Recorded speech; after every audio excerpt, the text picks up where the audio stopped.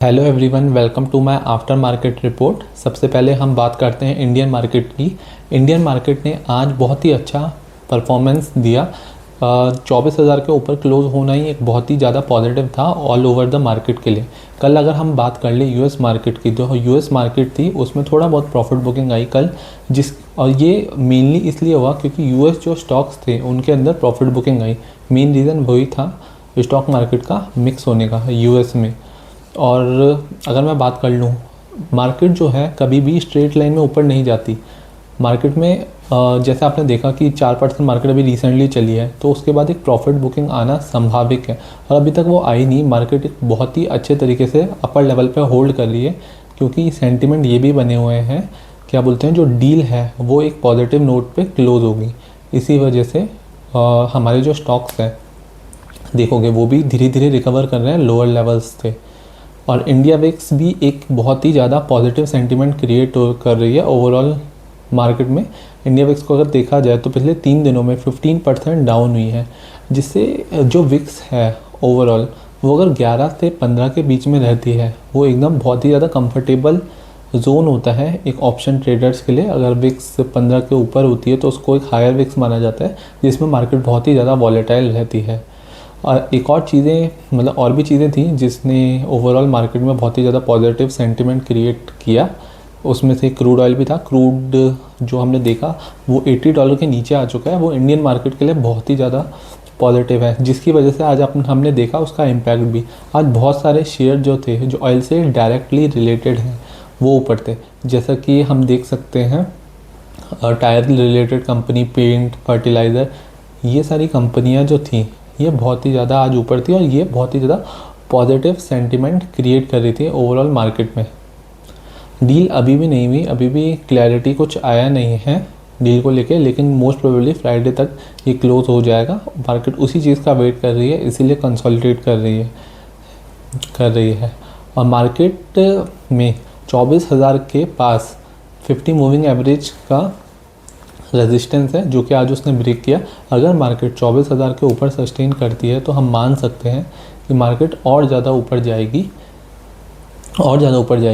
और क्योंकि 50 moving average एक बहुत ही अच्छा रेजिस्टेंस होता है जो मार्केट ने आज ब्रेक किया। और मेनली अगर मैं सपोर्ट एंड रेजिस्टेंस के बारे में बात करूं तो मेनली 24,300 से लेकर 24,000 के बीच का जो ये जोन है, मार्केट इसी के बीच में रहेगी अभी आने वाले 3 दिनों के लिए, क्योंकि अभी कोई मेजर इवेंट है नहीं। जैसे आज मैं देखा FOMC की मीटिंग भी है। FOMC की मीटिंग का जो लोग बोल रहे हैं, जो प्रेडिक्शन है सब चीज़ों को लेके, वो यही है, क्या बोलते हैं, जो फेड है वो रेट हाइक अभी नहीं करेगी। जो रेट हाइक है स्टेटस को मेंटेन होगा। अगर इफ़ रेट कट का तो कोई अभी चांसेस ही नहीं है ऑल ओवर द इकनॉमी में, क्योंकि इन्फ्लेशन बहुत ही ज़्यादा हाई है करंटली।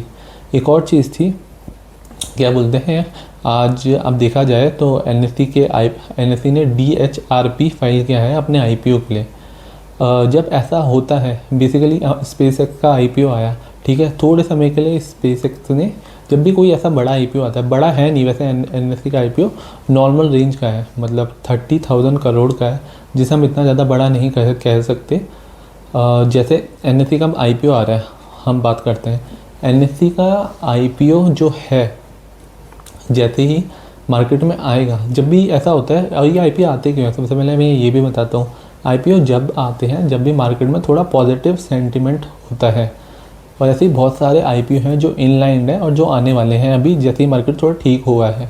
और NSE 30,000 करोड़ रेज करेगा ओवरऑल मार्केट से, और जब ये आएगा तो थोड़ा बहुत तो इम्पैक्ट क्रिएट करेगा ऑल्दो, क्योंकि म्यूचुअल फंड में जो पैसा आ रहा है उसकी जो लिक्विडिटी होगी इसको ये सक करेगा थोड़े समय के लिए, और फिर बाकी चल के चीज़ें नॉर्मल होंगी जैसा कि देखा जाएगा।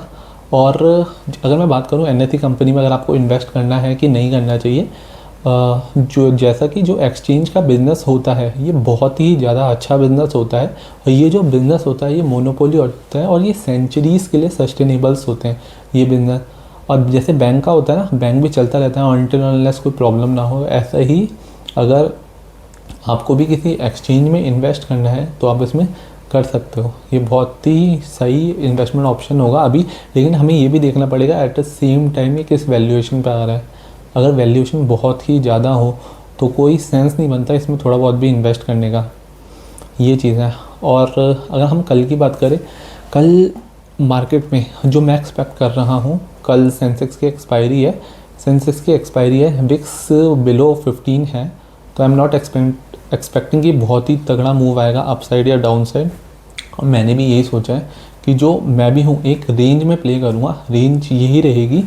निफ्टी की रेंज में आपको बता देता हूँ 24,000 और 24,300 के बीच में आने वाले फ्राइडे तक ये रेंज रहने वाली है निफ्टी की। और सेंसेक्स का जैसा कि हम कह सकते हैं, सेंसेक्स भी बहुत ही ज़्यादा कंसोलिडेट करेगा इस रेंज के बीच में, कोई ज़्यादा अच्छी मूवमेंट नहीं आएगी।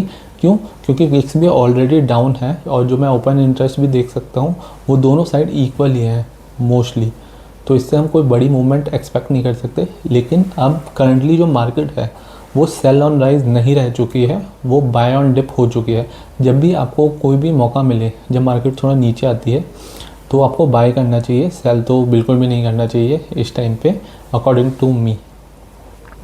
और देखते हैं लेट्स सी क्या होता है। धीरे धीरे क्रूड ऑयल नीचे आ रहा है, क्रूड ऑयल और नीचे आएगा मतलब 70। वैसे हमारा जो इंडिया का जो कंफर्टेबल जोन है क्रूड ऑयल का वो है 65। अगर 65 के अराउंड आएगा तो बहुत ही ज़्यादा पॉजिटिव सेंटिमेंट क्रिएट करेगा ओवरऑल मार्केट के लिए।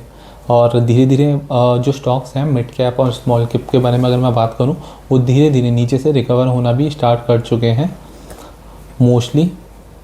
और आज आप देखोगे जो स्टॉक है, अभी जो मार्केट रह गई है, अगर स्टॉक स्पेसिफिक बात करूं, अभी जो मार्केट रह गई है ओवरऑल मार्केट में आपको हर स्टॉक में या हर सेक्टर में इतना ज़्यादा इन्वेस्टमेंट नहीं रखना चाहिए। इस बार आपको स्टॉक स्पेसिफिक होना चाहिए और आईटी को इस टाइम पे अवॉइड करना चाहिए, क्योंकि इंडियन मार्केट जो आईटी को है वो आउटसोर्स करती है, उनका खुद का इनोवेशन अभी कुछ भी नहीं है।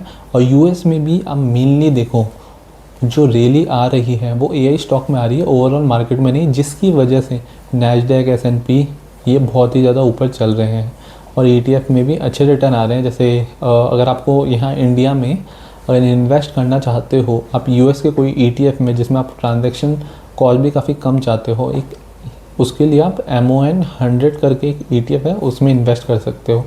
बाकी हम कल देखते हैं क्या होता है मार्केट में। और अभी जैसे यूएस मार्केट देख रहा था मैं, वो मिक्स है और कल भी मुझे ऐसा लगता है अभी 2-3 दिन मार्केट कंसोलिडेट करेगी, क्योंकि after rally of almost 800 point market कोई स्ट्रेट लाइन में ऊपर नहीं आएगी।